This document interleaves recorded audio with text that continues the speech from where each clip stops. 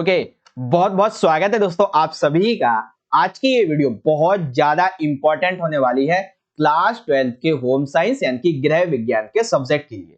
Basically बच्चों, आज की इस वीडियो में हम बात करेंगे होम साइंस का कल यानी कि 27 दिसंबर 2022 को आपका जो प्री बोर्ड का एग्जाम होने वाला है, प्री बोर्ड का जो पेपर होने वाला है होम साइंस का कल, इसके लिए इस वीडियो में हम एक most important sample question paper को बच्चों कंप्लीटली यहाँ पे सॉल्व करने वाले हैं बहुत अच्छी तरीके से। और हर एक क्वेश्चन आंसर आपको कंप्लीटली यहाँ पे बहुत आसान तरीके से समझा दिया जाएगा, ठीक है। और अभी जिन क्वेश्चन को हम इस पेपर में डिस्कस करेंगे ना, ये आपको बहुत ज्यादा हेल्प करेंगे आपके कल के प्री बोर्ड के ऑफिशियल एग्जाम में, ठीक है। कुछ क्वेश्चन ऐसे रहेंगे जो कि आपके same to same as it is आपके कल के प्री बोर्ड एग्जाम में पूछे जाएंगे, ठीक है। क्योंकि जो क्वेश्चन हमने लिए हैं वो mostly repeated and selected question है आपके प्रीवियस ईयर्स के। ओके, तो देखिए एक चीज और कि ये जो पूरा का पूरा पेपर रहेगा इसे मैं आपको कंप्लीटली हिंदी मीडियम में बहुत अच्छी तरीके से समझाऊंगा, और जो इंग्लिश मीडियम के बच्चे रहेंगे उनके लिए भी यहाँ पे आंसर प्रोवाइड कर दिए जाएंगे। तो आप सभी वीडियो को कंप्लीटली देख लीजिएगा। इस वीडियो को देखने के बाद में आपको लगेगा कि हाँ भाई मैंने अच्छी तैयारी कर ली है, और नहीं भी की होगी तो भी आपका अच्छे से आप इसे समझ जाओगे, ठीक है। चलिए देखिए, पेपर आपका 3 घंटे का रहेगा और मैक्सिमम मार्क्स आपके 70 होंगे, क्योंकि 30 मार्क्स इसमें आपकी प्रैक्टिकल्स होती है, ठीक है।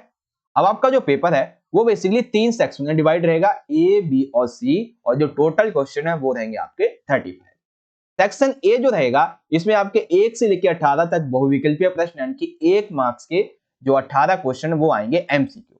खंड बी में आपके दो तरीके के क्वेश्चन होंगे, 19 से लेकर 25 तक 2 मार्क्स के यानी कि 2 into 7, एंड 26 से लेकर 3 मार्क्स के क्वेश्चन आएंगे यानी कि 3 into 4। इस तरीके के आपके ये क्वेश्चन आएंगे। उसके बाद में फिर खंड सी जो रहेगा इसमें आपके 4 मार्क्स के 4 क्वेश्चन आएंगे और 5 मार्क्स के आपके 2 क्वेश्चन आएंगे, ठीक है।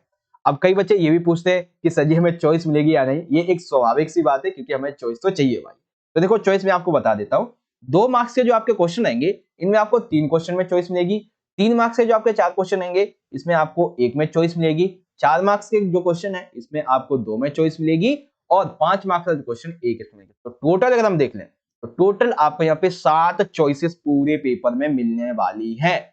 बहुत अच्छी बात है बच्चों आप सभी के लिए कि 7 चॉइसेस आपको यहाँ पे मिलेंगी, ठीक है। तो हम क्या करेंगे बच्चों कि आज की इस वीडियो में हम सेक्शन नंबर ए और section number B, that means जो टोटल हमारे 18 एमसीक्यू हैं, साथ ही जो हमारे 2 मार्क्स के 7 क्वेश्चन हैं, और जो हमारे 3 मार्क्स के जो टोटल यहाँ पे 4 क्वेश्चन हैं, इन सभी को इस वीडियो में हम कंप्लीटली समझ लेंगे। यानी कि ये जो है ये रहेगा पार्ट 1। पार्ट 2 बच्चों जैसे ये बनेगा वैसे यहाँ पे अपलोड कर दिया जाएगा। आई बटन में आपको लिंक मिल जाएगा जैसे अपलोड होगा, या फिर आप चाहो तो डिस्क्रिप्शन बॉक्स में चेक कर लेना। पार्ट 2 में हम हमारे जो 4 मार्क्स और 5 मार्क्स के जो क्वेश्चन है इन सभी को हम कंप्लीटली डिस्कस करेंगे, ठीक है। चलिए इंट्रो बहुत हो चुका है, अब हम अपने पेपर पे ध्यान देंगे। तो इंग्लिश मीडियम के बच्चे देख सकते हैं total number of question 35, section ABC, section A and B, and section number C का क्या क्या यहाँ पे कैरेक्टरिस्टिक्स है वो आप इजीली रीड आउट कर सकते हैं। चलिए सेक्शन नंबर ए हमारे यहाँ से स्टार्ट हो जाएगा। ए दिया हुआ है बच्चों मल्टीपल चॉइस क्वेश्चन के बारे में। तो बच्चों आप सभी से एक रिक्वेस्ट है कि आप सभी ना ये जितने भी 18 एमसीक्यू क्वेश्चन आंसर होने वाले हैं इन सभी का आंसर आप सभी बच्चे लाइव सेशन में जरूर करें। फालतू की बात ना करें, लाइव सेशन में सीधा आंसर कीजिएगा, ठीक है। क्योंकि आप जब फालतू की बातें करते हैं तो बच्चे भी डिस्टर्ब होते हैं इस बात से, ठीक है। ये बात उनके लिए जो लाइव सेशन में प्रीमियर में इस वीडियो को देख रहे हैं, स्पेशली उनके लिए, ठीक है। तो आप सभी क्या कीजिए कि एमसीक्यू क्वेश्चन का आंसर दीजिए, और बाद में भी आप एक कमेंट करके जरूर बताइएगा कि 18 आउट ऑफ आपके कितने मार्क्स आए। 18 आए, 17 आए, 10 आए, 2 आए, 1, वट। तो इससे मुझे ये तो पता चल जाएगा कि हाँ भाई बच्चे पढ़ रहे हैं, ठीक है। तो आप कमेंट करेंगे तो बहुत अच्छा लगेगा। बाकी शुरू करते हैं हम अपने आज के इस पेपर को। तो सेक्शन नंबर ए से शुरुआत करेंगे। क्वेश्चन नंबर 1 है हमारा कि एक बड़ी आयु की महिला नकली दांत लगाती है, ठीक है। एक बड़ी आयु की महिला है जो नकली दांत लगाती है, ठीक है। आप उसके तैयार मृदु आहार में किस प्रकार के खाद्य पदार्थ सम्मिलित करेंगे। यानी कि इस नकली दांत वाली महिला के लिए आप किस तरीके का आहार शामिल करेंगे। बेसिकली आहार बनाएंगे तो उसमें कैसा खाद्य पदार्थ डालेंगे। तो बेसिकली यहाँ पे देखिए आपके सामने ऑप्शन है, तो मैं सीधा सीधा आपको वो ऑप्शन बताऊंगा जो राइट होगा, ठीक है। ओके, तो ऑप्शन राइट होगा बच्चों ऑप्शन नंबर ए वाला, कि मसले हुए और जो शोरबा युक्त खाद्य पदार्थ हैं ये इस नकली दांत वाली महिला के लिए तैयार किए जाएंगे, ठीक है। तो ये हमारा पहले ऑप्शन का मतलब पहले क्वेश्चन का राइट आंसर हो जाएगा, ठीक है। अब यही क्वेश्चन देखिए इंग्लिश में इस तरीके से रहेगा, an older woman wearing false teeth, what type of foods would you add there prepared soft diet that is mashed and growthy foods. Okay, now question number second is that कि ECE का पूरा नाम क्या है। ठीक है, ECCE इसका पूरा नाम क्या है। तो बेसिकली देखो यहाँ पे जो है वो आपका A और B में से हो सकता है, दोनों में से कोई, या तो प्राथमिक या फिर प्रारंभिक। तो बेसिकली इसका जो मेन आंसर वो B है, प्रारंभिक बाल्य अवस्था देखभाल और शिक्षा, ये ECCE का पूरा नाम। ठीक है, लेकिन यहाँ पे एक थोड़ी सी मिस्टेक हो गई बच्चों कि जो इंग्लिश मीडियम के बच्चे उनके लिए यहाँ पे ऑप्शन में अलग नहीं कर पाया। वेल आप याद रखेंगे कि early childhood care and found education, ये इसका राइट आंसर है। ठीक है, now question number is third कि निम्न में से कौन सा भोजन सेवा प्रणाली का प्रकार नहीं है। ठीक है, भोजन सेवा प्रणाली जो होती है इसका कौन सा इसमें से प्रकार नहीं है। आपके सामने ऑप्शन है परंपरागत भोजन प्रणाली, बिल्कुल ठीक है भाई, ये प्रकार है। तैयार भोजन संबंधी सेवा प्रणाली, ये भी ठीक है। संयोजक सेवा प्रणाली, ये भी ठीक है। बट जो प्रकार नहीं है वो है ऑप्शन नंबर सी, अर्ध तैयार भोजन संबंधी सेवा प्रणाली, ये इसका आंसर हो जाएगा। ठीक है, कौन सा नहीं है, ऑप्शन नंबर सी वाला। ओके, तो यहाँ पे सी हमारा राइट हो जाएगा। अब इसी तरीके से इंग्लिश में देख सकते हैं कि विच of the following is not a type of food service system, that is semi prepared food service system.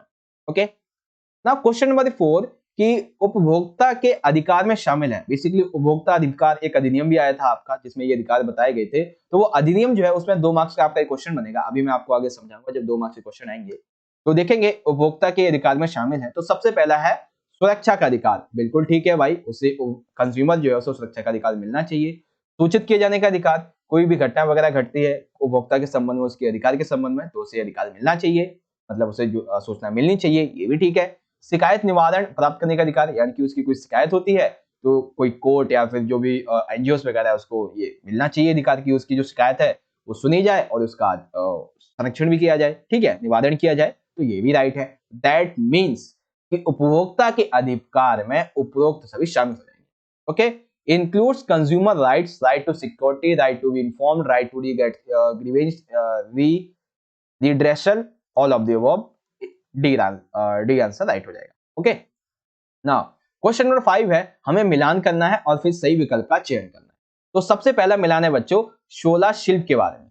तो शोला शिल्प जो है वो बेसिकली किस राज्य से संबंधित है, उड़ीसा राज्य से संबंधित। फिर आता है चन्नपट्ट की मूर्तियां, ये किससे संबंधित है, तो ये कर्नाटक से संबंधित है। ठीक है, फिर है वाली चित्रकला किससे संबंधित है, तो ये महाराष्ट्र से संबंधित है। और नारियल शिल्प ये जो है वो केरल से संबंधित यहाँ पे है। ठीक है, तो आपका ये मिलान हो गया। अब इस मिलान के संबंध में देखेंगे तो पहला सही हो जाएगा, फर्स्ट का सी, सेकंड का बी, थर्ड का डी, फोर्थ का ए। तो इस तरीके से आपका ये जो है ए वाला राइट आंसर हो जाएगा। अब इसी को आप इंग्लिश में देख सकते हैं कि पहले का जो है वो सी हो जाएगा, दूसरे का दूसरा ही है, तीसरे का डी है और चौथे का ए हो गया। तो यहाँ पर हमारा ऑप्शन नंबर ए राइट हो गया, सिंपल सा।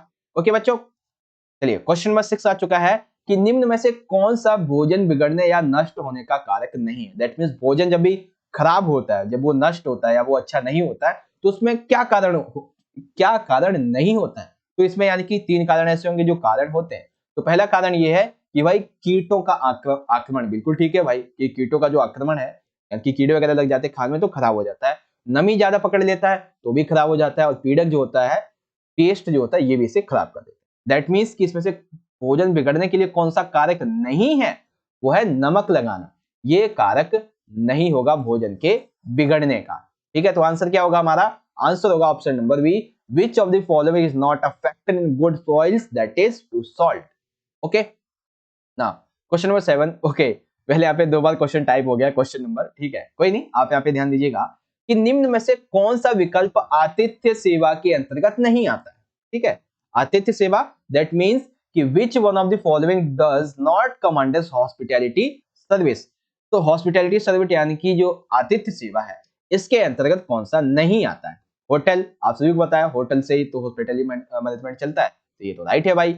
लॉज यानी कि ये भी राइट है, लॉज यानी कि जो भी शादी वगैरह पार्टीज वगैरह होती है उसकी बात हो रही है। और डी है रिजॉर्ट्स, यानी कि सेरगा वगैरह, रिजॉर्ट्स में भी होता है ऐसा सेवा, तो यानी कि ये भी राइट है। दैट मीन्स कि कौन सा नहीं आएगा, वो है जनता फ्लैट्स। यहाँ पे हॉस्पिटैलिटी जो सर्विस है, आतिथ्य सेवा है, इसका कोई भी मतलब नहीं बनता है। तो hospitality service hotel, lodge and resort यहाँ पे मिलेगी, बट पब्लिक फ्लैंक टेस्ट में ये आपको देखने को नहीं मिलेगी। ओके, चलिए क्वेश्चन नंबर 8 की बात करते हैं। 8 में पूछा गया है कि मशीन में वस्त्रों की फुलाई का मुख्य सिद्धांत, ध्यान से समझिएगा, पूछा गया है वस्त्रों की फुलाई का जो है मुख्य सिद्धांत क्या होता है। तो मुख्य सिद्धांत होता है कि जो धोने वाला घोल होता है उसमें कपड़े में से गंदगी हटाने के लिए कपड़े को मशीन में डालो, मशीन को ऑन कर दो और वो गतिशील बना रहेगा। तो धीरे धीरे करके वो जो मैल है वो फूल जाएगा और मैल जो है उस कपड़े से निकल जाएगा। तो ये मशीन में वस्त्रों की धुलाई का फुलाई जो होती है इसका मुख्य सिद्धांत है। ठीक है, इसी को इंग्लिश में देखेंगे। What is the main principle of fluffing of clothes in the machine, that is keeps clothes moving in washing solution, remove that from clothes, that's your answer. Okay, now अब देखेंगे क्वेश्चन नंबर 9 जो है, इसमें आपको कुछ पूर्ण रूप दिए गए, इनका नाम पढ़ना है, समझना है और फिर यहाँ पे विकल्प का चयन करना। तो देखेंगे क्या नाम दिया हुआ है। सबसे पहला है बच्चों बीपीएल। तो बीपीएल हम सभी को पता है, इसका मतलब क्या है, इसका मतलब होता है गरीबी रेखा से नीचे, पहला राइट हो गया। सेकंड है आईपीआर, तो आईपीआर का फुल फॉर्म होता है बौद्धिक संपदा अधिकार। तीसरा है ईआरए, इसका जो फुल फॉर्म है वो होता है समान पारिश्रमिक अधिनियम। और चौथा है एनपीए यानी कि राष्ट्रीय कार्य योजना। वेल हिंदी में नहीं समझ में आया होगा, इंग्लिश में देख लो। वीपीएल, वीपीएल का फुल फॉर्म होता है बिलो पॉवर्टी लाइन, ठीक है ना, इसे आप हटा दो, बिलो पॉवर्टी लाइन यानी कि गरीबी रेखा से नीचे। एलपीआर इंटेलेक्चुअल प्रॉपर्टी राइट, तो यहाँ पे ये ठीक है। FRA factual act and NPA national plan of action. तो ये सारी चीजें यहाँ पे आप देख सकते हैं। दैट मीन्स कि जितनी फुल फॉर्म्स हमें यहाँ पे दी गई हैं वो सभी की सभी राइट है। और इस तरीके से आपको जो 4 फुल फॉर्म्स हैं वो भी याद हो जाएंगी अच्छे तरीके से, बीपीएल, आईपीआर, एनपीए, ईआरए, ये सारी की सारी चीजें। ठीक है, तो यानी कि हम एक ही साथ में थोड़ा अच्छे तरीके से समझ रहे हैं। तो ऑप्शन सही होगा हमारा 1, 2, 3, 4 यानी कि ए वाला पार्ट। ओके, इसी तरीके से आपका इंग्लिश में ये राइट हो जाएगा। चलिए अगला देखते हैं, क्वेश्चन नंबर 10 है कि व्यावसायिक स्तर पर परिधान उत्पादन का मुख्य चरण कौन सा नहीं होता। देखिए ध्यान से समझिएगा कि ओके, हाँ देखिए, व्यावसायिक स्तर पर परिधान उत्पादन यानी कि जो कपड़े होते हैं इनके उत्पादन का मुख्य चरण कौन सा नहीं होता है। तो सबसे पहला ये है कि भाई कपड़े बनाने के लिए जो कच्चा माल होता है पहले उसको जुटाया जाता है और उसके बाद में फिर उसकी गुणवत्ता की जांच की जाती है, ये राइट है। उसके बाद जब कच्चा माल आ गया है उसके बाद गुणवत्ता की भी जांच कर ली है, फिर हम कपड़े को देते हैं आकार और फिर उसे काटते हैं। कपड़े को आकार देने के बाद, कपड़े को काटने के बाद में फिर परिसज्जा की जाती है यानी कि उसको सजाया जाता है, उसकी कढ़ाई सिलाई वगैरह व्हाटएवर जो भी की जाती है, और उसके बाद में फिर उसे पैक करके बेचने के लिए भेज दिया जाता है। ठीक है, तो ये पूरा प्रोसेस होता है कि एक व्यावसायिक स्तर पर कच्चे माल से लेके जो एक कपड़ा है वो कैसे बाजार तक पहुंचता है। तो पहले क्या हुआ, कच्चा माल जुटाया, उसकी गुणवत्ता की जांच की, फिर कपड़े को आकार दिया, काटा, सजाया, सिलाई किया, पैक करके भेज दिया। ये इसके सभी के सभी चरण जो है वो इसमें शामिल होते हैं। लेकिन जो शामिल नहीं है वो ऑप्शन नंबर बी है, सिलाई मशीन का चयन करना। ये व्यावसायिक स्तर पर परिधान उत्पादन का चरण नहीं है। ठीक है, इंग्लिश में देखेंगे, which is not a main step in garment production on a commercial scale, that is selecting a sewing machine, that is not a commercial scale basically step है basically। okay, क्वेश्चन नंबर 11, फुटकर दुकानें जिनका एक ही brand और एक ही केंद्रीय प्रबंधन होता है क्या कहलाती है। बेसिकली देखो, जो फुटकर दुकानें होती हैं यानी कि जगह भी जगह होती है, एक यहाँ पे, एक यहाँ पे, एक यहाँ पे, एक यहाँ पे, लेकिन इनका जो केंद्र होता है वो ये एक ही केंद्र होता है। तो इसे क्या कहते हैं, इसको बोलते हैं, ये एक इस केंद्र की क्या है, स्टोर श्रृंखला बनी हुई है इसकी। ठीक है, तो इसको क्या बोलते हैं, इसको बोलते हैं स्टोर श्रृंखला। What are the retail shops which have only a brand and centralized management called, that is store chain। क्या बोलते हैं इसको, इसको बोलते हैं स्टोर चेन।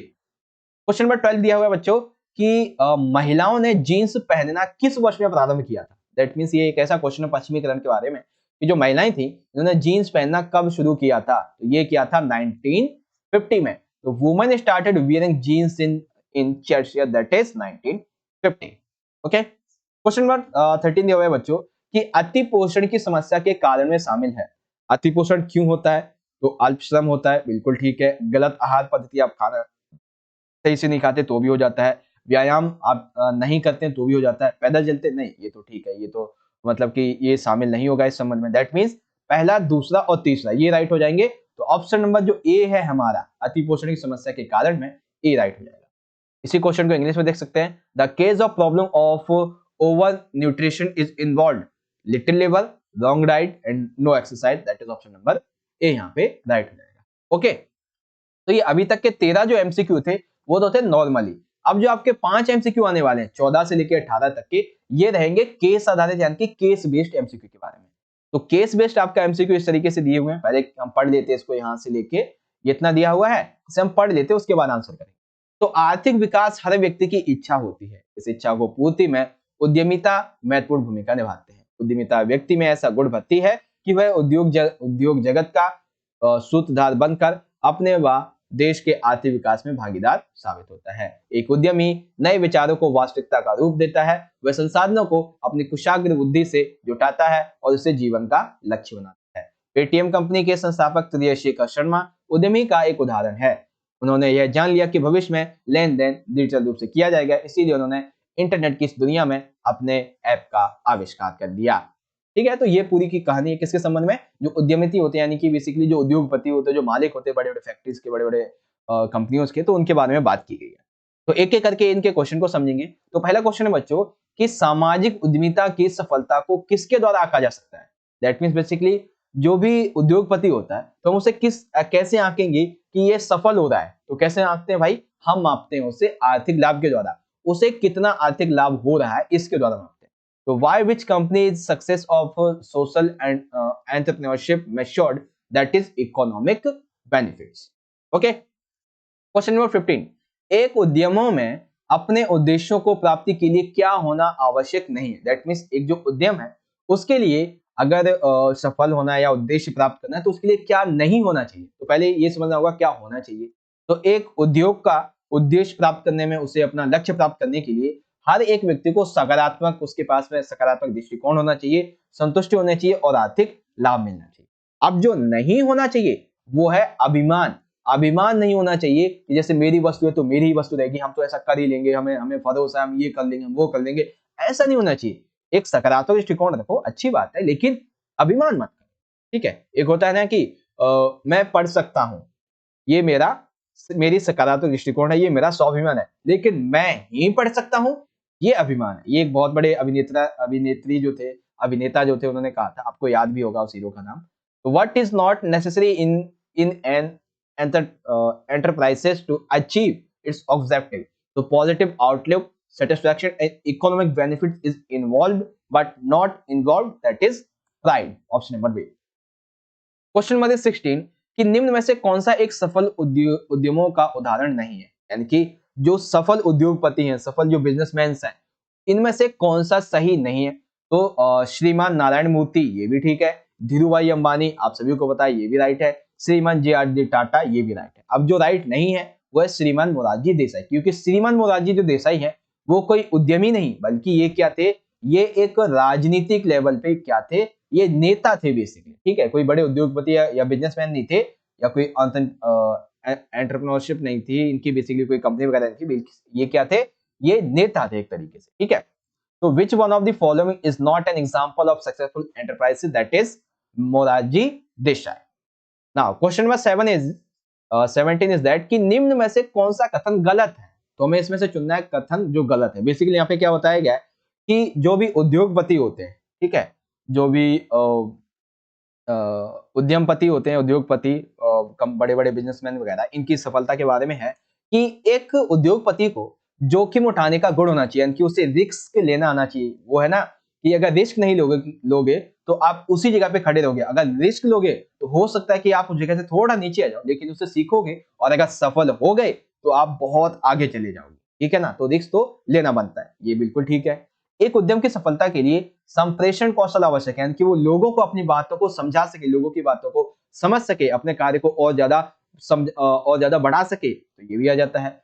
उद्यम को लक्ष्य अभिमुखी होना चाहिए, यानी कि जो उद्योगपति है, जो बिजनेसमैन है, उसके लिए क्या होना चाहिए कि उसका एक लक्ष्य होना चाहिए कि मुझे इस टाइम तक ये पूरा करना है कैसे भी करके। ठीक है, अब जो कथन गलत है वो डी वाला है कि सफल उद्यम यथार्थवादी नहीं होते। ठीक है, ये गलत है।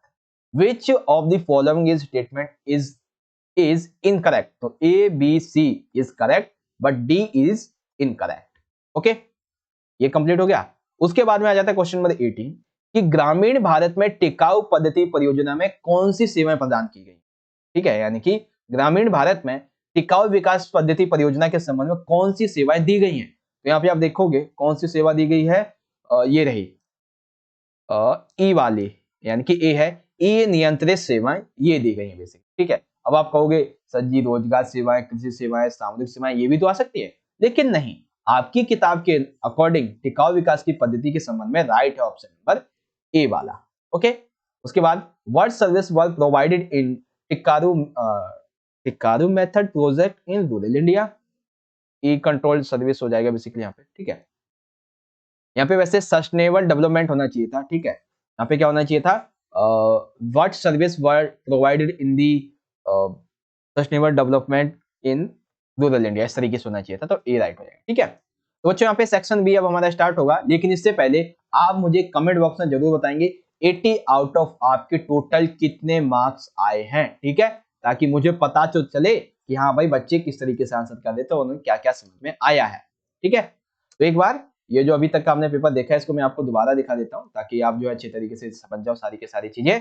तो सेक्शन नंबर ए में हमारा पहला क्वेश्चन, दूसरा क्वेश्चन एमसीक्यू इस तरीके से रहेंगे सारे के सारे, और अभी अभी जस्ट 20 मिनट में हमने इसी को यहाँ पे डिस्कस भी किया है। ओके, तो अब चलते हैं अपने अगले सेक्शन की तरफ, जो कि हमारा सेक्शन नंबर बी। तो जैसा कि मैंने अभी बताया था कि एक क्वेश्चन आएगा, बेसिकली देखो 2 मार्क्स के जो है वो टोटल 7 क्वेश्चन होंगे, जिसमें आपको 3 क्वेश्चन में चॉइस मिलेगी। तो ओवरऑल देखें तो 2 मार्क्स के टोटल 10 क्वेश्चन आपके यहाँ पे बन जाते हैं। ठीक है, 7 क्वेश्चन होंगे, आंसर तो आपको 7 के देने, लेकिन 3 में चॉइस मिलेगी, तो 3 में उन तीनों में से आप कोई से भी करेंगे। ठीक है, क्वेश्चन नंबर 19, उपभोक्ता संरक्षण अधिनियम 1986 का वर्णन कीजिए 2 मार्क्स में। तो बेसिकली देखो, तो उत्तर लिखेंगे इस तरीके से कि उपभोक्ता संरक्षण अधिनियम 1986 के तहत जो उपभोक्ता है, जो कंज्यूमर्स हैं, इनको कुछ अधिकार दिए गए थे। ठीक है, जो कि अभी हमने अधिकार देखे थे क्वेश्चन नंबर एमसीक्यू के 4 में। मैं आपको दिखा देता हूं एक बार कि कौन कौन से अधिकार थे क्वेश्चन नंबर 4 में।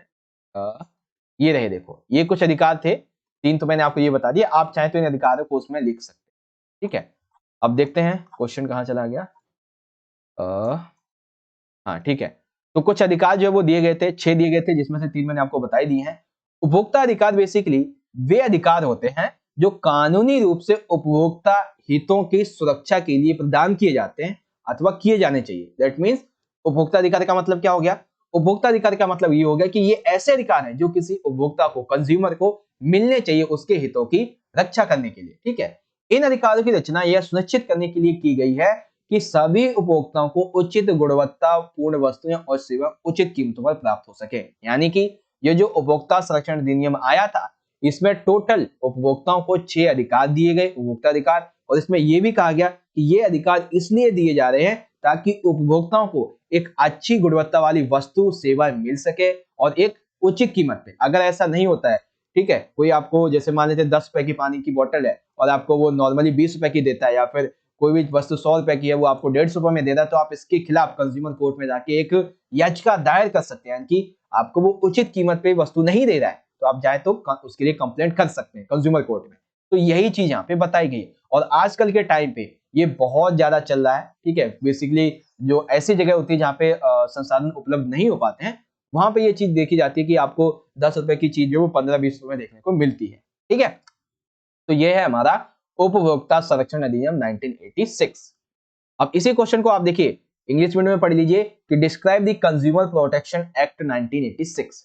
ठीक है, देखिए मैं क्या करूंगा कि हिंदी मीडियम में आपको मैंने अच्छे तरीके से समझाई दिया है। अब जो इंग्लिश मीडियम के बच्चे रहेंगे वो आप इजीली अपने क्वेश्चन के आंसर को मैं आपको 15 से 20 सेकंड के लिए दिखा दूंगा, आप उसे इजीली रीड आउट कर लीजिएगा। ठीक है, बाकी आगे बढ़े।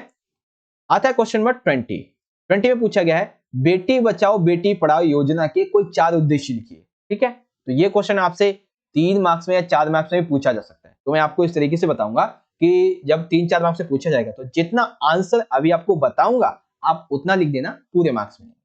तो बेटी बचाओ बेटी पढ़ाओ योजना के उद्देश्य, सबसे पहला यह है कि पक्षपाती लिंग चुनाव की प्रक्रिया का उन्मूलन, कन्या भ्रूण हत्या को रोकना। देखो बेसिकली बात क्या है, ये आजकल के टाइम पे मैं एक बार आपको ना ये सारे पढ़ के समझा देता हूँ, पढ़ देता हूँ, उसके बाद में फिर आपको समझाता हूँ। ठीक है, तो बेसिकली देखो पक्षपाती लिंग अनुपात चुनाव की प्रक्रिया का उन्मूलन करना, ठीक है, समाज की जो लैंगिक रूढ़िवादी सोच है इसको तोड़ना, बालिकाओं को शिक्षा की उन्हें शिक्षा दिलाना, शिक्षा के साथ में बेटियों को अन्य क्षेत्र में आगे बढ़ाना, उनकी भागीदारी को सुनिश्चित करना, लिंग अनुपात में सुधार लाना, बालिकाओं के सशक्तिकरण के लिए समग्र वातावरण का निर्माण करना। ठीक है, अब एक ही करके समझ लीजिए इसका मतलब क्या है।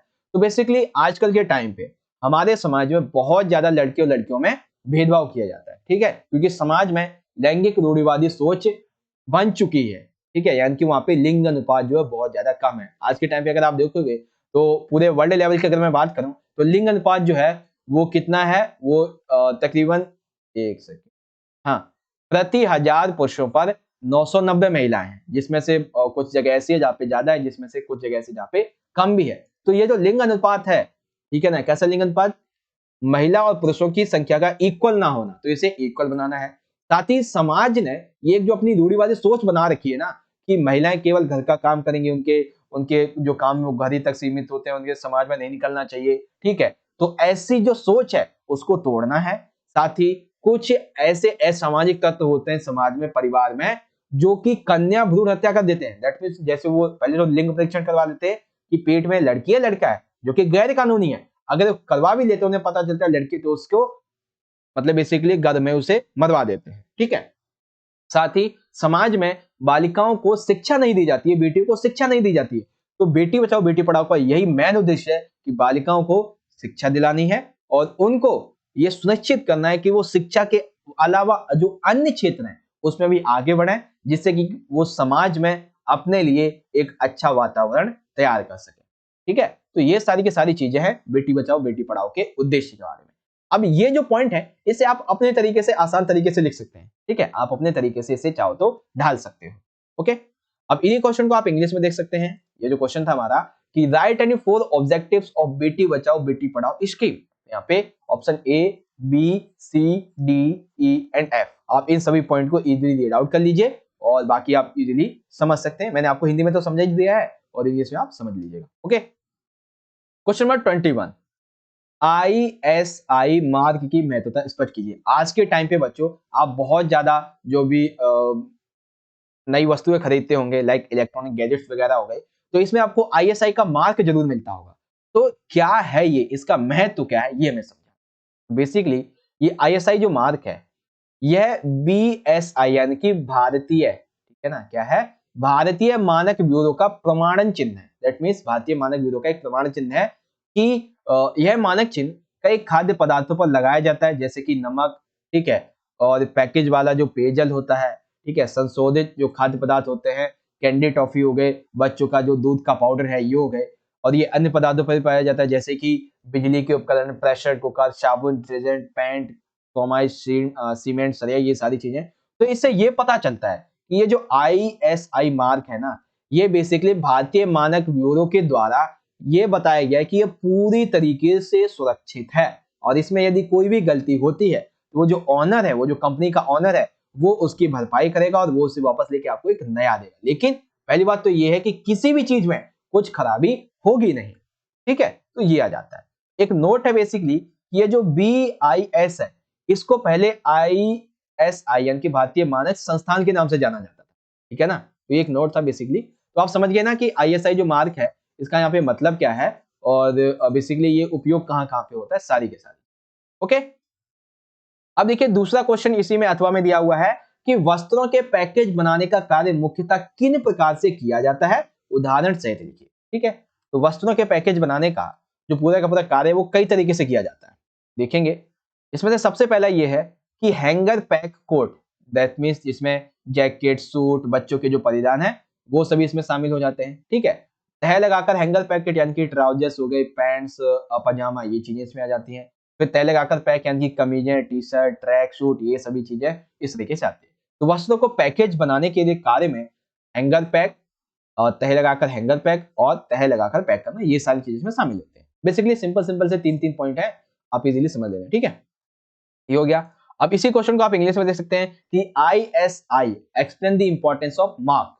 तो IS मार्क की इंपॉर्टेंस क्या है और इसके संबंध में जो नोट है वो आप इजीली यहां से देख सकते हो। ठीक है, सेकंड क्वेश्चन इज दैट कि the work of making packages of clothes is done manually in what way, right with examples. ठीक है, तो व्हाट वे बेसिकली, तो कौन कौन से वेज होते हैं, वे है hanger pack coat, folding hanger pack, and folding pack इस संबंध में। बाकी आपके जो पॉइंट्स हैं इस संबंध में जो उदाहरण है वो इजीली आप ऐसे समझ सकते हैं। ठीक है, अब आता है क्वेश्चन नंबर 22। इसमें फिर से एक चॉइस मिल गई है कि भारत में अति पोषण की समस्या के कोई 4 कारण लिखिए।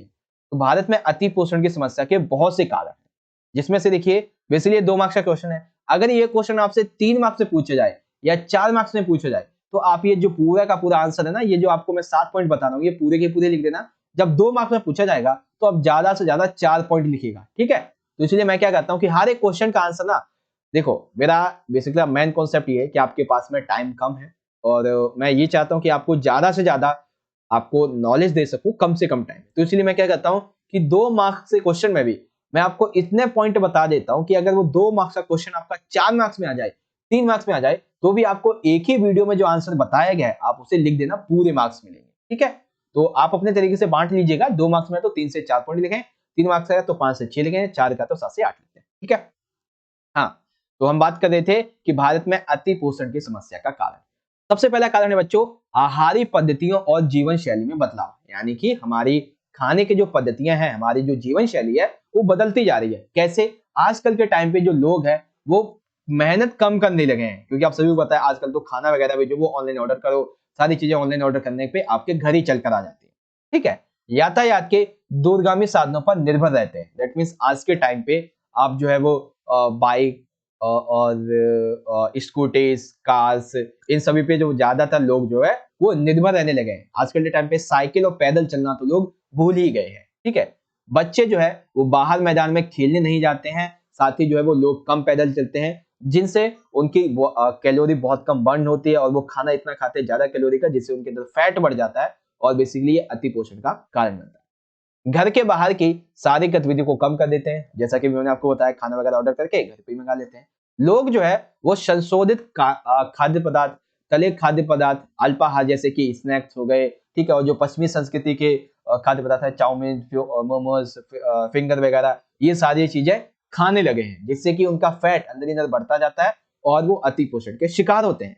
आजकल के टाइम पे लोग जब वो साबुत अनाज जैसे कि दाल, सब्जियां, फल, इन सभी का तो सेवन करना जैसे भूल ही गए हैं, क्योंकि पश्चिमी संस्कृति से जो आए भोजन है लोग उनको खाना ज्यादा प्रेफर कर रहे हैं। ठीक है, तो इस वजह से भारत में अल्प पोषण की समस्या बढ़ रही है।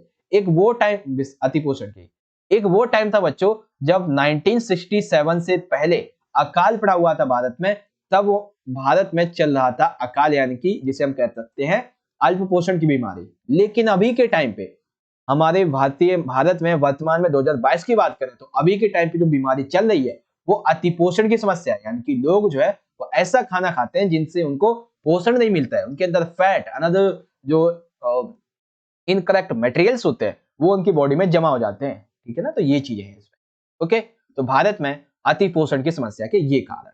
ओके, क्वेश्चन नंबर इसी में अथवा में दिया हुआ है कि आपका दोस्त कृष्णा, आपका दोस्त कोई भी हो सकता है, कृष्णा, जयप्रकाश, राहुल, विकास, वट, तो आपका दोस्त कृष्णा 7 सितारा प्रतिष्ठान में नौकरी करता है। दैट मीन्स आप सभी को बताओगे कि वर्ल्ड में केवल एक ही 7 सितारा होटल है। ठीक है, तो आपका दोस्त उस होटल में काम करता है। तो आपके दोस्त को उस होटल में काम करने के क्या क्या लाभ प्राप्त होंगे, तो वो लाभ क्या क्या है ये हमें बताना है। तो देखो बेसिकली एक बहुत बड़ा होटल है, 7 स्टार होटल है, तो यानी कि ये क्या है, ये एक अंतरराष्ट्रीय उद्योग है। ठीक है, इसलिए प्रशिक्षित लोगों को कुछ समय या फिर अपनी पूरी जीविका के लिए विदेशों में काम करने का अवसर मिलता है। बेसिकली ये जो भी 7 सितारा होटल्स होते हैं या फिर 5 स्टार होटल्स होते हैं, ये क्या है, ये एक अंतरराष्ट्रीय उद्योग होता है और इसमें वही लोग ज्यादातर जाते हैं जो प्रशिक्षित लोग होते हैं या फिर जो कुछ समय या फिर अपनी पूरी जीविका के लिए विदेशों में काम करना चाहते हैं, उनके लिए एक बहुत बड़ा अवसर होता है 7 सितारा प्रतिष्ठान। अब ये जो 7 सितारा होटल होते हैं या फिर प्रतिष्ठान होते हैं, यहाँ का वातावरण राज्य से, यानी कि राजे महाराजाओं जैसे होते हैं। आपने जब आप कभी होटल में गए होंगे 2 स्टार, 3 स्टार, 4 स्टार, 5 स्टार, तो इन सभी 5 स्टार से प्लस 5 स्टार की अगर हम बात करें तब जाके जो 7 स्टार होटल है इसकी सर्विस एक नंबर की। आप कभी जाओगे ना तो पहले तो आपके तकरीबन 30-35 लाख तो लग जाएंगे एक दिन के। ठीक है, अच्छे खासे रूम वगैरह लोगे उसकी। ठीक है, तो वहां पे क्या होता है कि आपको ऐसी सेवाएं दी जाएंगी, आपको लगेगा कि वाह मैं कहा जन्नत में आ गया, एकदम राजा जैसा फील आएगा आपको, ऐसा लगता है। ठीक है, तो वहां कार्य करने वाले व्यक्ति बहुत सी राष्ट्रीयताओं के प्रसिद्ध और महत्वपूर्ण लोगों के संपर्क में आते हैं। दैट मीन्स मान लेते कि आप किसी 7 स्टार होटल में काम कर रहे हो, ठीक है, आपको रिसेप्शनिस्ट हो, तो रिसेप्शनिस्ट के संबंध में जो भी बड़े बड़े हीरोज हो गए, पॉलिटिशियंस हो गए, वो ऐसे होटल्स में जाके अपनी मीटिंग्स फिक्स करते हैं, बिजनेसमैन वगैरह।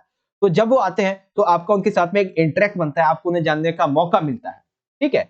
एक अच्छे प्रशिक्षित एवं अनुभवी व्यक्ति को दूसरे देश में जाकर होटल व अन्य भोजन प्रबंधन प्रतिष्ठान खोलने के लिए नियुक्त किया जाता है। दैट मीन्स यदि आप 7 सितारा प्रतिष्ठान में नौकरी करते हैं तो आप अपने आसपास के जो एरिया है उसमें अपने किसी दोस्त को बुला सकते हैं, ठीक है, उसका वहां पे एक छोटा मोटा काम शुरू करवा सकते हैं, ठीक है, या फिर आप जहाँ पे काम कर रहे हैं अपने रेफरेंस से आप उसे भी काम पे लगा सकते हैं, और भी बहुत सारी चीजें आ सकती हैं। साथ ही वहां के व्यावसायिकों को सुंदर स्थलों पर काम करने का अवसर मिलता है। आप सभी को पता है राजसी थाट बाट होते हैं, बहुत महंगी महंगी चीजें होती है जो शायद आपने कभी देखी भी नहीं होगी, वो चीजें आपको वहां पे यूज करने को लिए भी मिलती है और वहां के लिए ये सारी चीजें आम होती है, ठीक है। तो एक ऐसा होटल जो वर्ल्ड में केवल एक ही है, उसकी क्या ही विशेषताएं होंगी, ठीक है ना। तो आप इन पॉइंट्स को अपने तरीके से भी मेंटेन कर सकते हो, लिख सकते हो अपने तरीके से भी, ठीक है। तो ये हो गया हमारा यहाँ पे क्वेश्चन नंबर जो हमारा था 22 में सभी के सभी पार्ट। ओके बच्चों, चलिए तो अभी इसी क्वेश्चन को इंग्लिश में देख लेते हैं कि write your 4 reasons, sorry, write any 4 reason for the problem of over over या क्या है over nutrition in India. So due to the problems of overnutrition in India, that is changes in dietary patterns and lifestyle, people have started doing less labor, depend on remote means of transport, children do not play outside in the field and people work less, reduce physical activity outside the home, people have started eating more processed food, fried food, snacks, western foods like burgers, pizza, chow mein, momos, whatever. The intake of whole grains, pulses, vegetables and fruits has decreased, यानी कि इनको खाना बंद कर दिया है, ठीक है। तो आप वैसे इंग्लिश में पढ़ लीजिएगा, वैसे मैंने आपको पढ़ के बता भी दिया है जस्ट 20 सेकेंड्स में, बाकी आप समझ लेना, ठीक है। अब दूसरा जो क्वेश्चन था हमारा वो ये था कि your friend Krishna Krishna Rahul Jayprakash whatever Krishna works in a 7 star establishment या फिर होटल्स कह सकते हो, कि write down the benefits of working there to your friend, there is many benefits of for him और हर व्हाटएवर जो भी है, ठीक है। तो ये पॉइंट आप इजीली यहां से लिख सकते हैं। बाकी आगे चलते हैं अगले क्वेश्चन की तरफ। तो क्वेश्चन नंबर 23 है कि मिशिका 3 वर्ष की टॉडलर है, इस शब्द से आप क्या समझते हैं, इस आयु के बच्चे की क्या विशेषताएं होती हैं। बेसिकली देखो ये जो क्वेश्चन है ये आपका 3 मार्क्स का क्वेश्चन है, लेकिन मैंने यहाँ पे 2 मार्क्स में इसलिए लिया है बच्चों कि अभी 3 मार्क्स में और भी बहुत सारे इंपॉर्टेंट क्वेश्चन है, इसीलिए मैं कह रहा हूं कि जो क्वेश्चन मैं आपको समझाता चल रहा हूं ना, बड़े ध्यान से समझिएगा, बहुत आसान तरीके से समझा रहा हूं। आपके पेपर में बहुत से क्वेश्चन यहां से पूछे जाने वाले हैं, आपने देखे होंगे बहुत सारे आपके प्रीवियस जो एग्जाम्स हुए प्री बोर्ड के उसमें, ठीक है ना।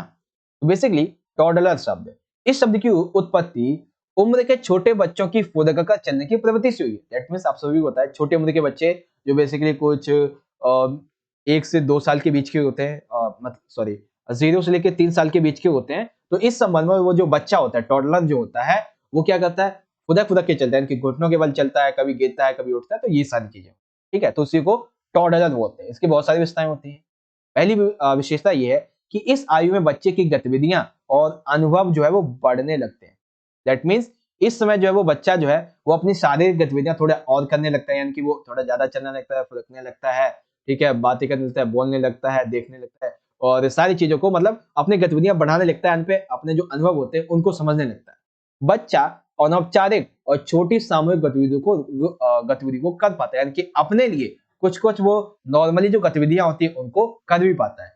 इस आयु के बच्चे में नई जो चीजें नई नई चीजें सीखने की जिज्ञासा होती है, जैसे कि कई बार आप उसको कुछ गिलास दे दो, कुछ पत्ते वगैरह दे दो, ठीक है, तो उसको डालेगा, निकालेगा, फिर देखेगा किसमें कितना है, मतलब उसको ना नई नई चीज सीखने की जिज्ञासा होती है इसके अंदर।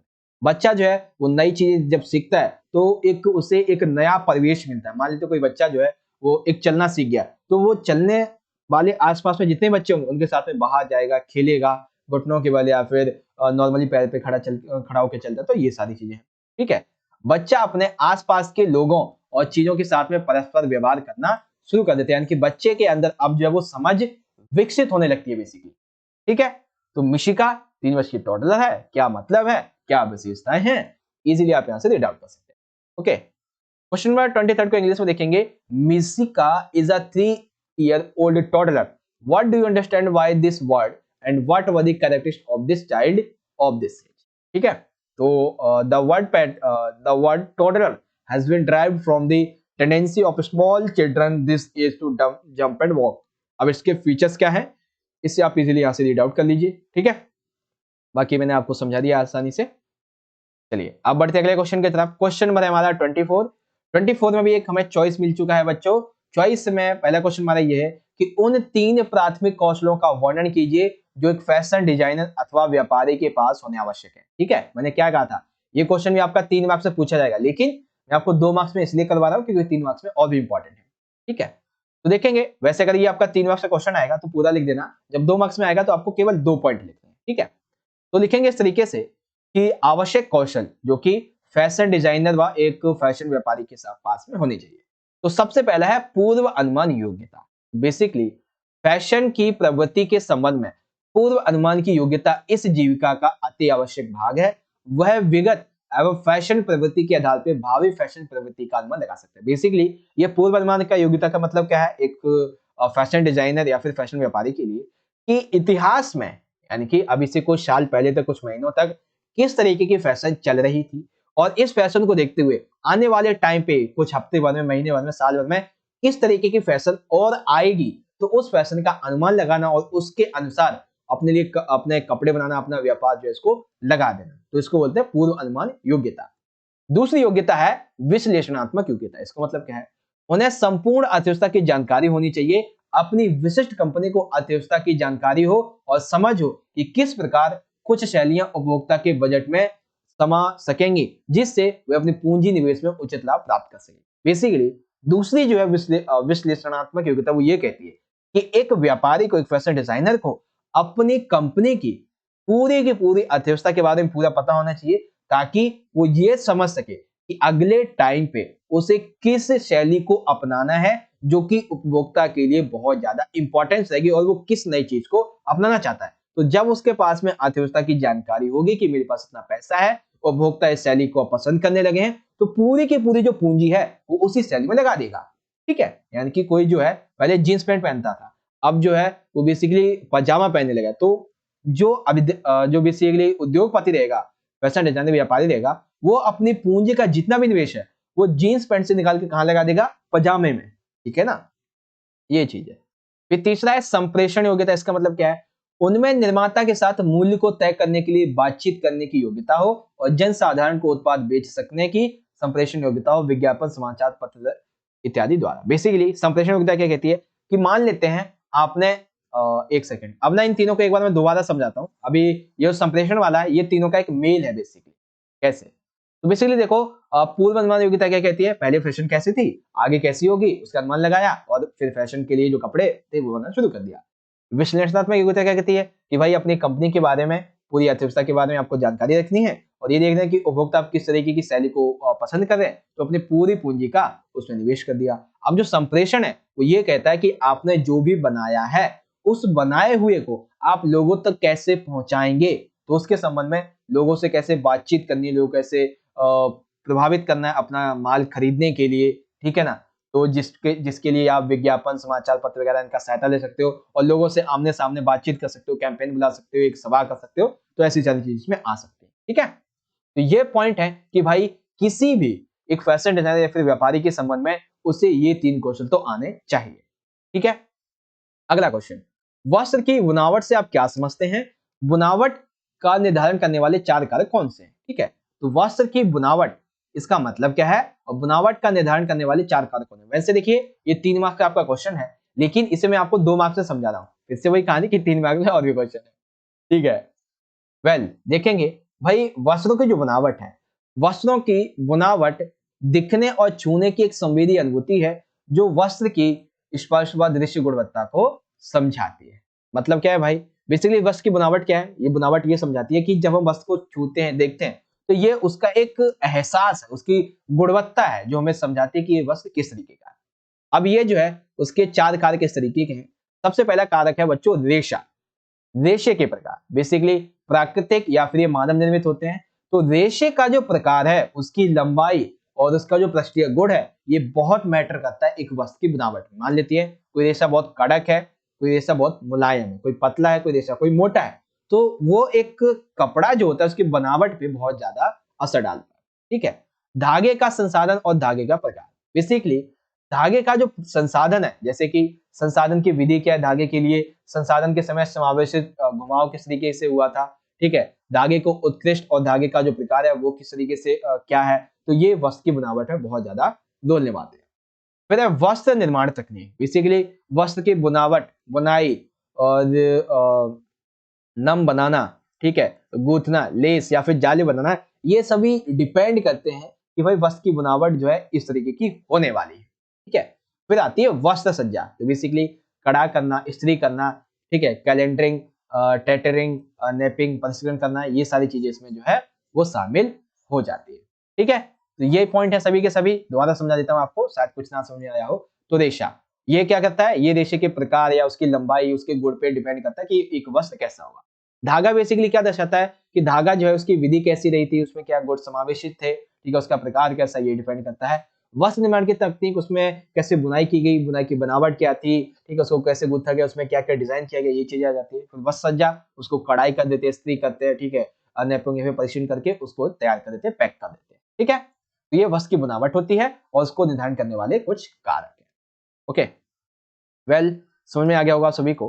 अब दोनों क्वेश्चन देख लीजिए। ठीक है, अब इन्हीं क्वेश्चन को इंग्लिश में देखेंगे तो इस तरीके से कि categorise the three primary skills that a fashion designer और मर्चेंडाइजर हैव। तो कौन कौन से है, तो सबसे पहले है बच्चों forecasting ability, analytical ability and communication ability. तो ये तीन एबिलिटी होनी चाहिए। Essential skills that a fashion designer and merchandiser should have, forecasting ability, analytical ability and communication ability.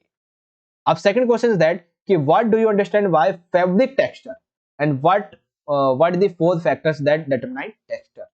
तो क्या क्या है बेसिकली, आप इन पॉइंट को इजीली यहाँ से रीड आउट कर सकते हैं।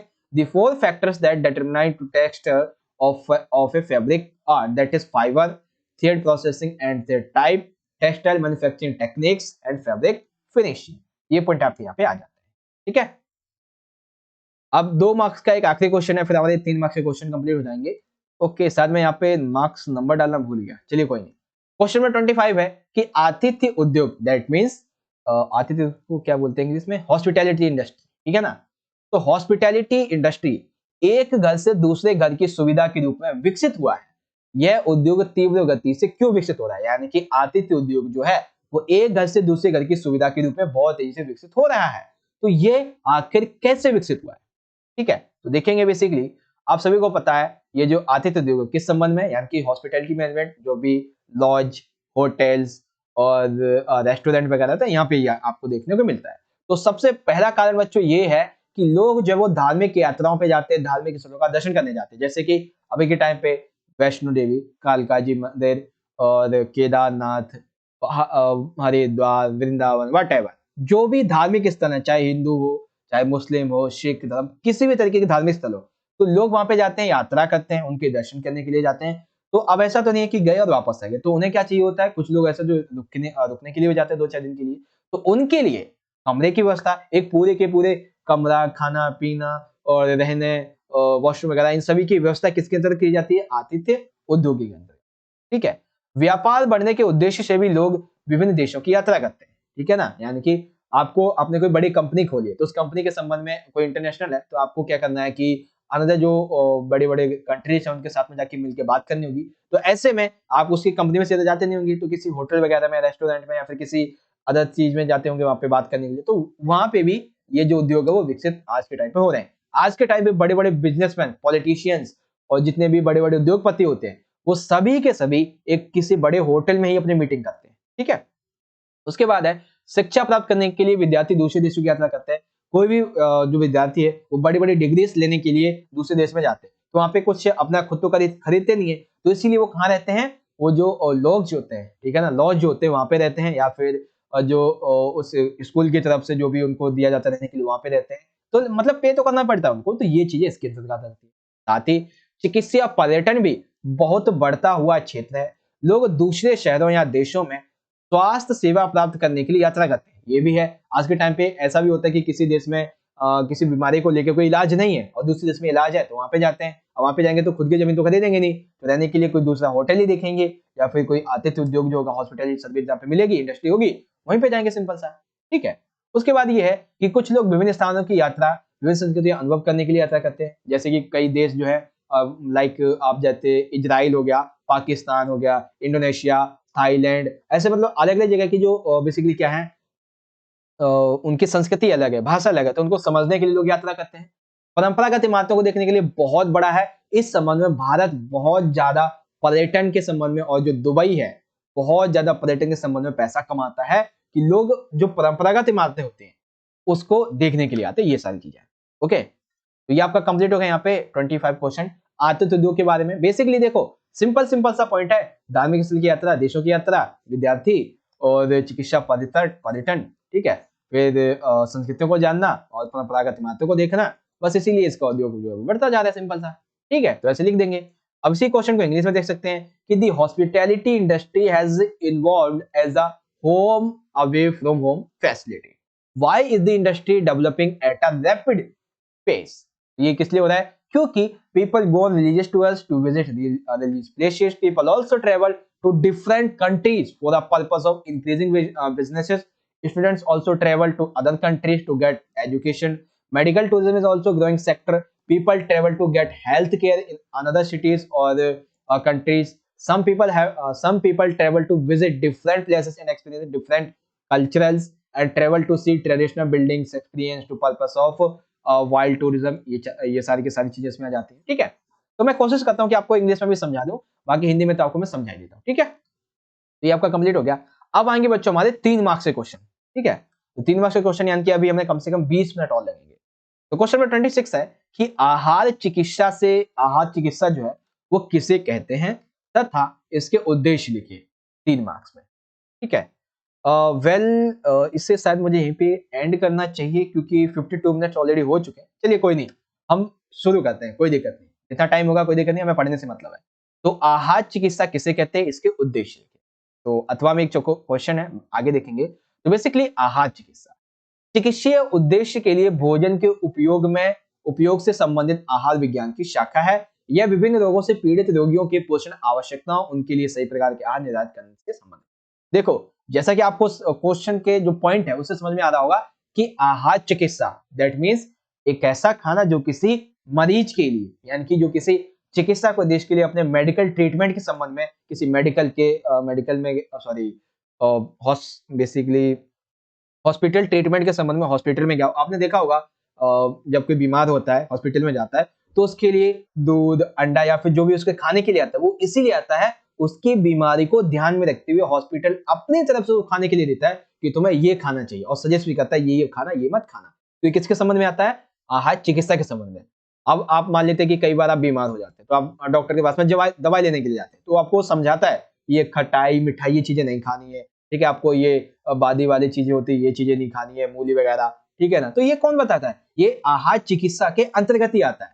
ठीक है, अब इसके उद्देश्य क्या होते हैं? तो उद्देश्य जैसा कि आप सभी को पता चल गया होगा कि मरीज को भोजन संबंधी आदतों को ध्यान में रखते हुए आहार की योजना बनानी है कि मरीज किस तरीके का है, ठीक है, तो उसके लिए वैसा आहार भोजन बनाया जाए।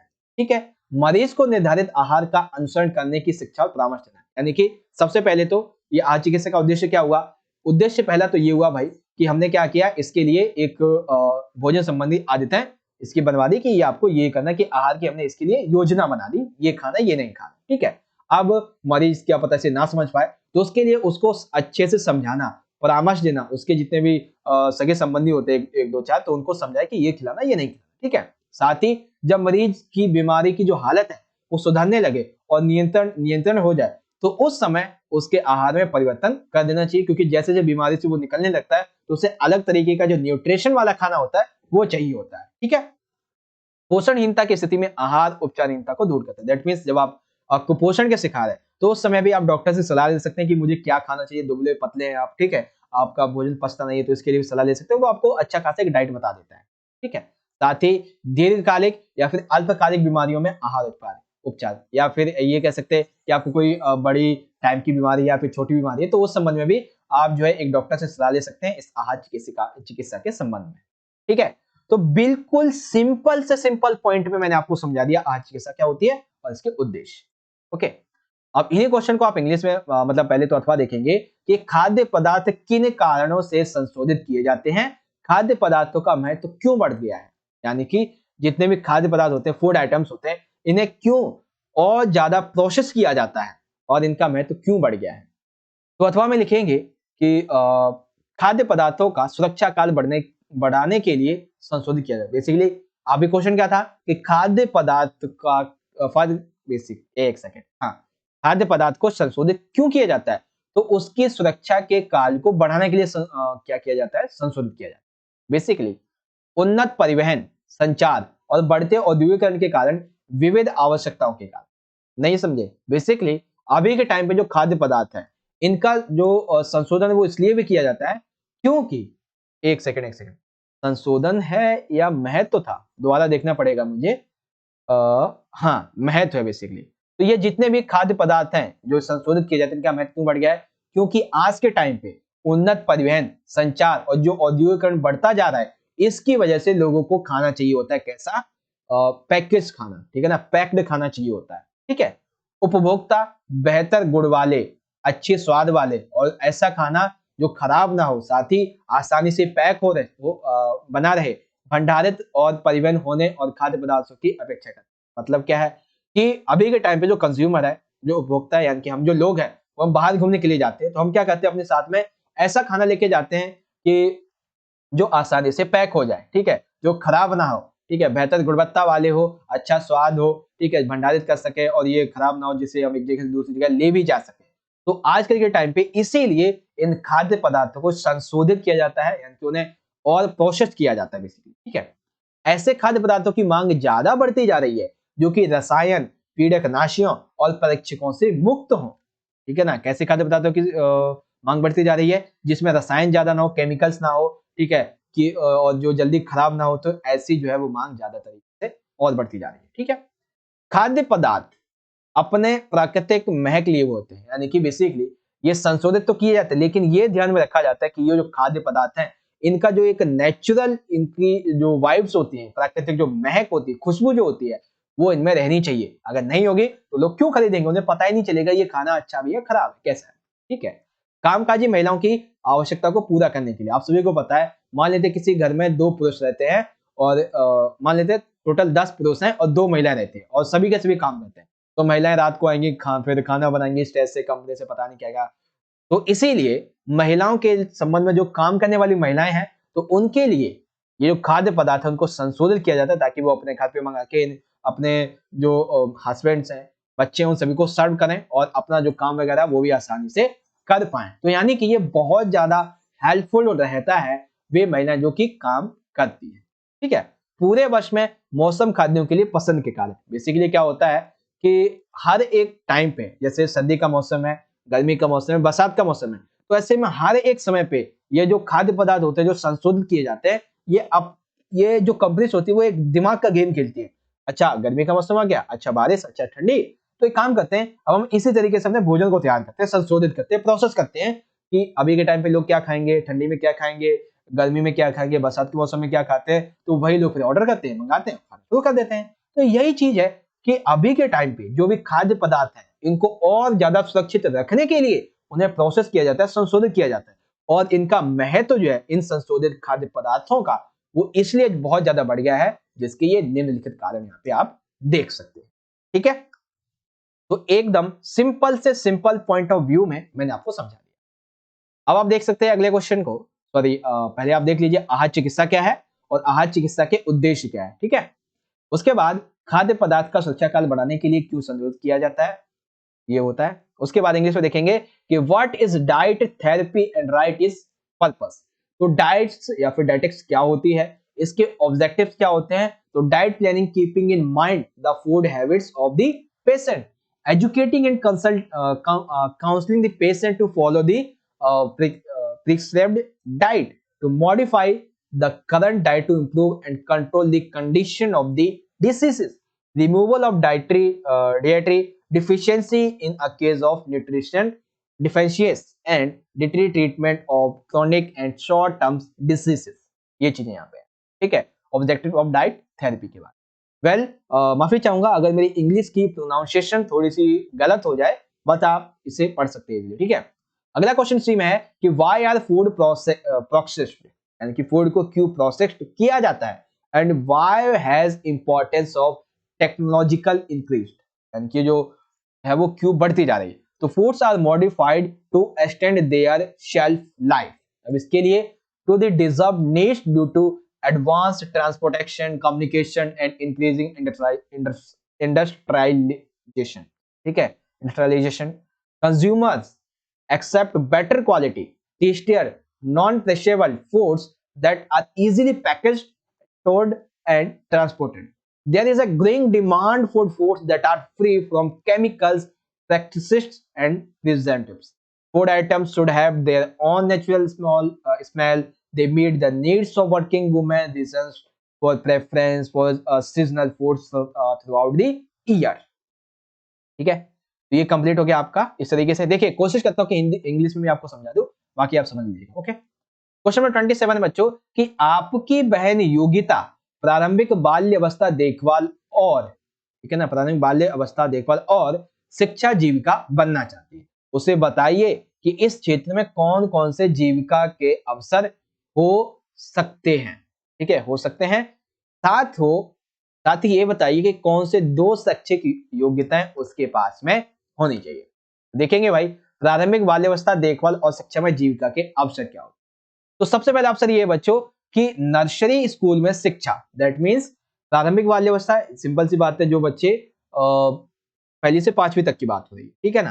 तो यहाँ पे जो नर्सरी स्कूल्स होते हैं उसमें आप काम कर सकते हैं, शिक्षक बन सकते हैं, बेसिकली पढ़ाने वाले टीचर बन सकते हैं। शिशु देखभाल केंद्र और दिवस देखभाल केंद्र में देखभाल करता बन सकते हैं। आपके पता है कि जो आंगनबाड़ी वगैरह होते हैं इनके केंद्र के आप देखभाल करता बन सकते हैं, ठीक है। बच्चों के लिए विभिन्न कार्यक्रम जैसे समेकित बाल विकास सेवाओं के दल के सदस्य, यानी कि बच्चों के लिए बहुत से कार्यक्रम चलाए जाते हैं जो कि बाल विकास सेवाओं के दल होते हैं, तो आप उनके सदस्य बन सकते हैं।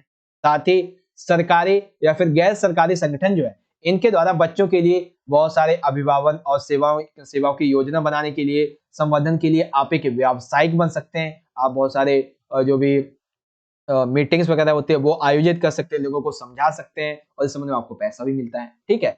बच्चों से संबंधित कार्यक्रम का उद्यमी, जैसे कि शिविर लगाने के लिए, बच्चे पिकनिक वगैरह पे जाते तो उनके लिए शिविर लगाना, ठीक है। स्कूल की तरफ से जो पिकनिक जाती है उनको पिकनिक करवाना, ठीक है। क्रिया क्लब करवाना, बच्चों को छोटी मोटी जो क्रियाएं होती है छोटे बच्चों के लिए कुछ खेल वगैरह खिलवाना, तो उसके लिए आप एक क्रिया क्लब बना सकते हैं। अपना विद्यालय पूर्व शिक्षा केंद्र खोलना, यानी कि विद्यालय से पहले जो है वो कैसे बच्चों को ट्रीट किया जाए, तो आप वो अपना खुद का भी एक खोल सकते हैं, ठीक है।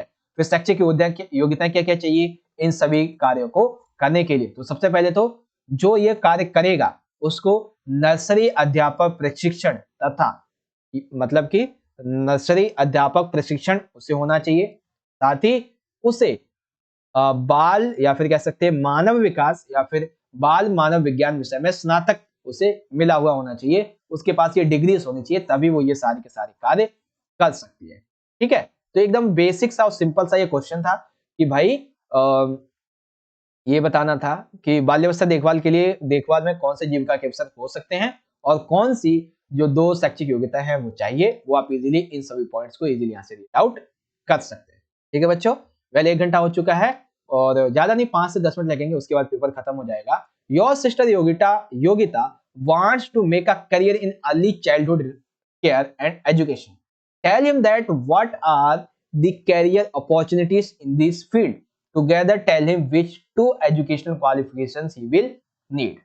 Okay, तो लिखेंगे इसमें क्या कर सकती है, teachers in nursery school, graduate in child care centre and day centre, team member of integrated child तरीका service for various programmes for children, ठीक है, professional for planning promoting reception, ये सारी चीजें यहाँ पे देख सकते हैं। और जो एजुकेशन क्वालिफिकेशन चाहिए इस संबंध में नर्सरी टीचर ट्रेनिंग मिलनी चाहिए and graduation in child human development और चाइल्ड फिजिकोलॉजी ये होनी चाहिए, ठीक है।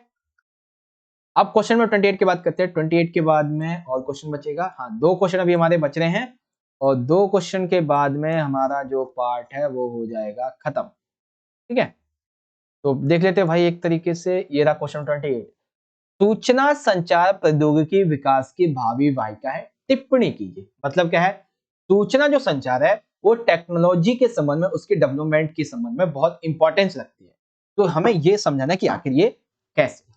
ठीक है, तो एक करके समझेंगे। तो बेसिकली सूचना एवं संचार प्रौद्योगिकी एक ऐसा समावेशी शब्द है जिसमें computer hardware and software, digital प्रसारण तथा जो दूर संचार प्रौद्योगिकी है वो इसमें शामिल है। दैट मीन्स सूचना संचार प्रौद्योगिकी के विकास के संबंध में ये दोनों ऐसे शब्द होते हैं जिसमें कंप्यूटर भी शामिल होता है, उसका हार्डवेयर, सॉफ्टवेयर, डिजिटल प्रसारण, दूर संचार, ये सभी शामिल होते हैं।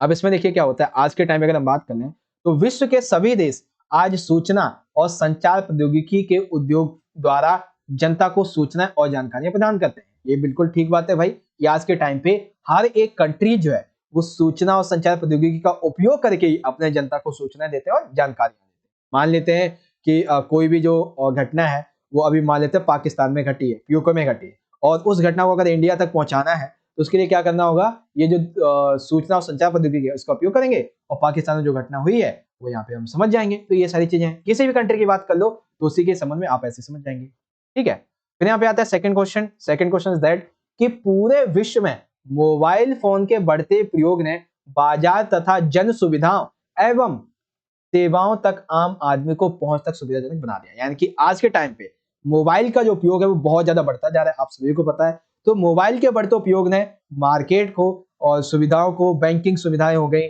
ठीक है, खरीदारी सुविधाएं हो गई, स्वास्थ्य संबंधी सुविधाएं हो गई, व्यापारिक लेन देन हो गया, आज के टाइम पे ये सभी मोबाइल से आम तरीके से इंटरनेट के द्वारा किया जा सकता है। ठीक है, सूचना प्रौद्योगिकी विकास की भावी वाहिका इसलिए भी है क्योंकि इसके द्वारा ही निर्धन और पिछड़े हुए लोगों के जीवन यापन में सुधार आता है और उसे बेहतर बनाना। आज के टाइम पे आप देखेंगे कि सोशल मीडिया पे बहुत सारे प्लेटफॉर्म्स ऐसे हैं जहाँ पे कुछ छोटे छोटे वर्ग के लोग उठकर आते हैं, अपनी बातों को लोगों तक पहुंचाते हैं, चाहे वो उनका एक मोटिवेशनल हो, चाहे वो उनका डांसिंग हो, कॉमेडिंग हो, या फिर बिजनेस के संबंध में हो, एजुकेशन के संबंध में हो, वो अपनी बातों को रखते हैं, लोग उन्हें पसंद करते हैं और वो फेमस हो जाते हैं। यानी कि ये जो सूचना प्रौद्योगिकी विकास है ये इसलिए बहुत इंपॉर्टेंट है कि ये गरीब लोगों के लिए, समाज के पिछड़े हुए जो लोग हैं उनको विकसित भी कर देता है। ठीक है, सूचना एवं संचार प्रौद्योगिकी के प्रयोग ने आर्थिक, सामाजिक और राजनीतिक क्षेत्रों में बहुत अहम भूमिका यहाँ पे निभाई है। ठीक है, तो अब आपको समझ में आ गया। देखो बेसिक सा ये जो कॉन्सेप्ट है एकदम सिंपल सा है और आप इसे जो है इसे अपने तरीके से भी लिख सकते हैं। बाकी एक जो अच्छा आंसर हो सकता है इस क्वेश्चन के संबंध में वो मैंने आपको समझा दिया। ओके बच्चों, अब इसी क्वेश्चन को आप इंग्लिश में देख सकते हैं इस तरीके से कि information communication technologies are the future vehicle of development. Comment, तो information communication technology is an inclusive term that includes computer hardware and software, digital broadcasting and rate communication technology.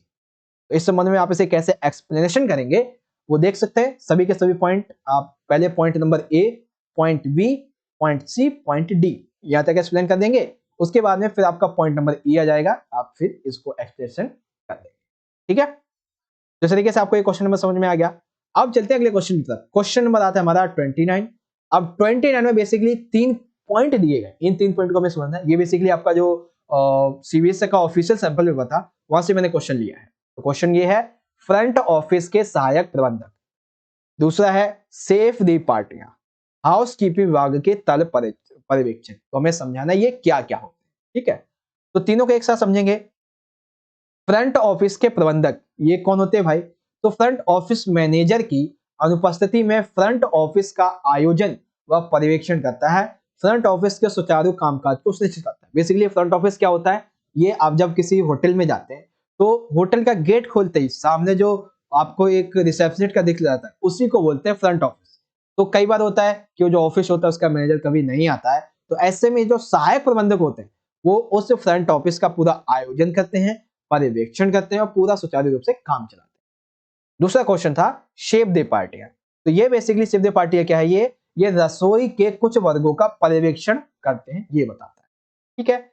तीसरा है हाउस कीपिंग विभाग के तल पर्यवेक्षक। तो ये क्या होते हैं, ये अतिथि कक्ष की सफाई करते हैं और उनके रखरखाव के लिए जिम्मेदार होते हैं। ठीक है ना, हाउस कीपिंग क्या करते हैं, अतिथि कक्ष की सफाई और उसके रखरखाव के लिए जिम्मेदार होते हैं। ठीक है, तो तीनों पॉइंट आपको समझ में आ गए। फ्रंट ऑफिस के जो सहायक प्रबंधक है, सेफ्टी पार्टियां, हाउस कीपिंग विभाग के तल पर्यवेक्षक, और हर एक क्वेश्चन का आंसर यहां से देख सकते हैं। अब इंग्लिश में देखेंगे कि assistant manager of front office, तो ये क्या करता है, इसके कार्य क्या होता है, तो organise supervises front office in absence of front office manager ensures smooth functioning of the front office. Second है shape the parties, to shape the parties, that is supervision of some sections of kitchens. And C floor supervisor of housekeeping department, ये क्या करता है, तो ये responsible होता है for cleanliness and maintenance of guest room. ठीक है, तो ये आपका कंप्लीट हो गया बच्चों यहाँ पे। अब यहाँ पे आता है हमारा सेक्शन नंबर सी। ठीक है, अभी हमारा सेक्शन नंबर सी बचेगा, जिसमें हमारे जो क्वेश्चन है वो 4 मार्क्स के भी क्वेश्चन बच रहे हैं और 5 मार्क्स के क्वेश्चन बच रहे हैं। तो सभी बच्चे ज्यादा से ज्यादा और जल्दी से जल्दी पार्ट 2 के लिए कमेंट करें। ठीक है, ज्यादा से ज्यादा जल्दी पार्ट 2 के लिए कमेंट कीजिएगा। और आपको वीडियो अच्छा लगा हो, आपको पूरा पेपर समझ में आया हो, तो लाइक करें। अपने दोस्तों के साथ भी ज्यादा से ज्यादा इस वीडियो को शेयर कर दीजिएगा। ठीक है, एक बार मैं आपको जो क्वेश्चन अभी तक हमने डिस्कस किए हैं बड़े बड़े, वो मैं आपको दिखा देता हूँ दोबारा से। ठीक है, वैसे सेक्शन बी हमारा यहाँ से स्टार्ट हो गया था। ठीक है, देखिए बच्चों, आपका ये जो पेपर है, इसको पूरा एक पेपर बनाने के लिए अभी तो वैसे ज्यादा ही पेपर बना है, तकरीबन पूरे मान लीजिए 12 से 15 घंटे लग गए। ठीक है, और इतने अच्छे तरीके से समझाने में बहुत मतलब होता है ना कि एक ऐसा नजरिया रखो कि आप बच्चे हो, आप एक स्टूडेंट हो, और उस नजरिए से आपको समझाना है, तो आप कैसे समझेंगे, तो एकदम उस बच्चे के, स्टूडेंट के नजरिए पे जाकर मैं आपको समझाता हूँ। ठीक है, तो कोशिश मेरी यही होती है कि मैं आपको जितना हो सके एफर्ट्स लगा के आपको अच्छे तरीके से समझा सकूं। ठीक है, और आपने देखा भी होगा बच्चों कि जो पिछली वीडियोस हमने डाली थी उसमें जैसे हिंदी हो गया, पॉलिटिकल, इंग्लिश, ज्योग्राफी, इन सभी में आपने देखा होगा कि फिजिकल एजुकेशन वगैरह जो भी क्वेश्चन हमने आपको करवाए थे, बहुत से क्वेश्चन सेम टू सेम आपके आए थे। तकरीबन 70 से 80% क्वेश्चन हमारे पेपर से आते हैं आपके लिए, आपके एग्जाम में। ठीक है, बाकी ये तो एक बात हो गई कि मोटिवेशन की, आप सभी के लिए भी, मेरे लिए भी। बाकी यहीं पे हम वैसे वीडियो को एंड करते हैं। गाइस बस आपसे एक ही चीज कहना चाहूंगा। क्या कहोगे सर जी? क्या ही कह सकते हैं। देखो, अगर आपको वीडियो अच्छा लगा हो तो ज्यादा से ज्यादा इस वीडियो को लाइक कीजिएगा, क्योंकि आप ज्यादा से ज्यादा वीडियो को लाइक करेंगे तो हमारा बहुत ज्यादा मोटिवेशन बढ़ेगा और भी ऐसी ही वीडियोस बनाने के लिए। ठीक है, और वाकई में अच्छा लगा तो लाइक तो करेंगे ही आप, दोस्तों के साथ भी शेयर कर दीजिएगा ताकि वो भी अपने इस पेपर को अच्छे से समझ सकें। ठीक है बच्चों, बाकी आपने अगर चैनल को सब्सक्राइब कर लिया तो बहुत अच्छी बात है, नहीं किया है तो कर लेना, क्योंकि ऐसी इंपॉर्टेंट वीडियोस हम आपके लिए लेके आते रहेंगे। बच्चों, अब हम मिलेंगे आपसे अगली वीडियो में, जिसमें हम सेक्शन नंबर हमारा जो बी रहेगा, ठीक है, सेक्शन नंबर बी और बी तो हमने यार कंप्लीट कर ही लिया है, सेक्शन सी कंप्लीट करेंगे। 4 मार्क्स से जो हमारे 4 क्वेश्चन होंगे और 5 मार्क्स से 2 क्वेश्चन होंगे, इन सभी को। ठीक है, चलिए मिलते हैं अगली वीडियो में, तब तक के लिए आप सभी पढ़ते रहिए, अपना ख्याल रखिएगा। धन्यवाद। जय हिंद, वंदे मातरम।